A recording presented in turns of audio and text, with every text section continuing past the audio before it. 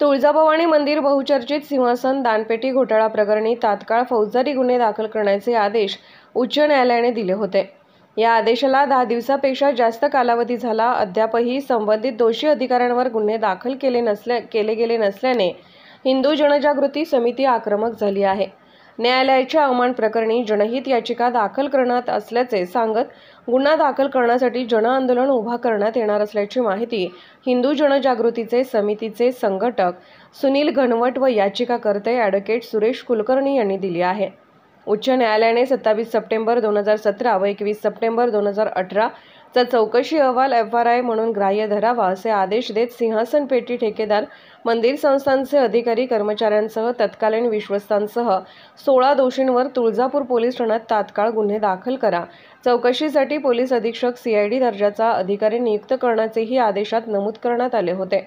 या प्रक्रियेला 10 दिवस उलटून गेले तरी गुन्हा दाखल झाला नसल्याने हिंदू जनजागृती समितीने आक्रमक भूमिका घेत अवमान याचिका दाखल करणार असल्याचे जाहीर केले आहे। की या 2000 म्हणजे 1991 ते 2009 या कालावधीत या मंदिर समितीचे जे अध्यक्ष आहेत, जे धाराशिव जिल्ह्याचे जिल्हाधिकारी असतात, असे उच्च पदस्थ अधिकारी दोषी आहेत का? आणि बाकीचे 16 लोक दोषी असताना त्या मंदिराचे अध्यक्ष जे जिल्हाधिकारी असतात ते दोषी कसे नाहीयेत, अशाही प्रकारचा प्रश्न या ठिकाणी आहे। त्यामुळे एकंदरीतच उच्च पदस्थ अधिकारी असल्यामुळं त्यांना पाठीशी घातलं जातंय का, हा प्रश्न या ठिकाणी आहे। हिंदू जनजागृती समितीच्या माध्यमातून ज्या 16 लोकांना उच्च न्यायालयाने दोषी ठरवलेले, जर तत्काळ यांच्यावरती गुन्हे दाखल झाले नाहीत तर आम्ही अवमान याचिका दाखल करणार आहोत। त्याचबरोबर अगदी मंत्रालयासमोर बसून आंदोलन करावं लागलं तरी आंदोलन देखील करणार आहोत। संबंधित न्यायालयाच्या निर्णयाचा अवमान ही गंभीर गोष्ट आहे असं आम्हाला या ठिकाणी सांगायचं आहे। नंतर शासनाने कोरोनाच्या कालावधीमध्ये त्यांच्यावर कुठल्याही प्रकारची कारवाई केली नाही, उलट तर त्यांना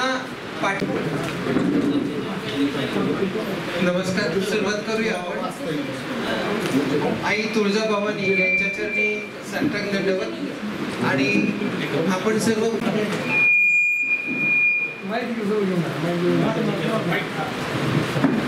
आम्हाला येण्यास थोडा वेळ झाला, क्षमा मागतो। असं आहे की श्री तुळजाभवानी मंदिरामध्ये जे शासनाच्या अधिकृत आहे याचा 2017 ला निकाल उच्च करण्याच्या संदर्भामध्ये ऑर्डर्स दिल्या होत्या।